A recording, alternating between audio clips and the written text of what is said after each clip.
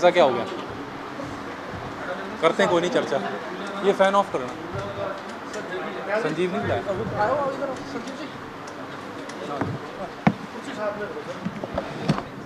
पीछे कर दूँ? बता दें शुरू कब करना।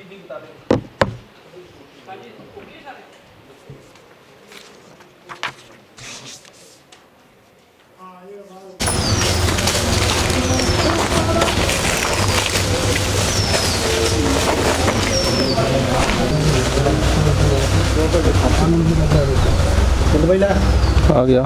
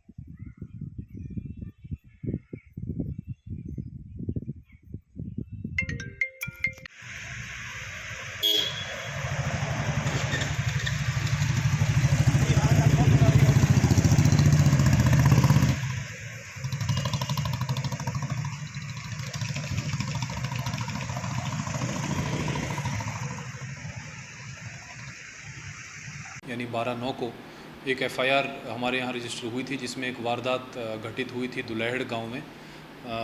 हमने एफआईआर नंबर 204/22 जो है इसमें रजिस्टर की थी अंडर सेक्शन 302 और आर्म्स एक्ट की अलग अलग धाराओं में। ये पुलिस थाना हरोली में ये इंसिडेंट हुआ था। इसमें एक व्यक्ति थे, उनके ऊपर जो है गोली चला के कुछ लोगों ने उनकी हत्या कर दी थी, और साथ में उनका जो एक भतीजा था उनके ऊपर भी अटैक किया था। ये 2 मोटरसाइकिल पे 4 लोग सवार थे, और जैसे आपको मालूम ही होगा जहाँ ये इंसिडेंट हुआ वो 3-4 किलोमीटर के आसपास ही है पंजाब बॉर्डर के साथ। तो ये सभी लोग जो है पंजाब की तरफ एस्केप कर गए थे।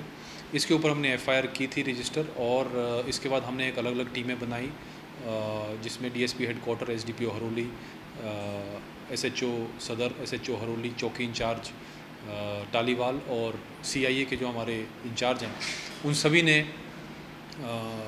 टीम्स अलग अलग दिशाओं में हमने भेजी, और उनका एनालिसिस सीसीटीवी और मोबाइल डेटा का एनालिसिस करने के बाद जो है हमने पिछले कल जो एक व्यक्ति है लास्ट जो इसमें एक्यूज़ है उसको अरेस्ट करने में सफलता प्राप्त की है। देखिए, इसमें कुछ लोग तो वो हैं जिन्होंने इनको वेपन छुपाने में या वारदात होने के बाद शरण देने में इनकी हेल्प की, तो वो भी हमारे यहाँ पे इस केस में जो है मुलजिम बनते हैं। साथ ही साथ 12 तारीख को जब ये इंसिडेंट हुआ उससे एक दिन पहले कुछ और लोग भी यहाँ पे एक रेकी करने आए थे। टोटल 6 लोग 2 बाइकों पे सवार होके हमारे एरिया में दुलैड़ टालीवाल एरिया में जो है घूम के गए, और फिर वापस रात के समय जो है वो होशियारपुर वापस चले गए।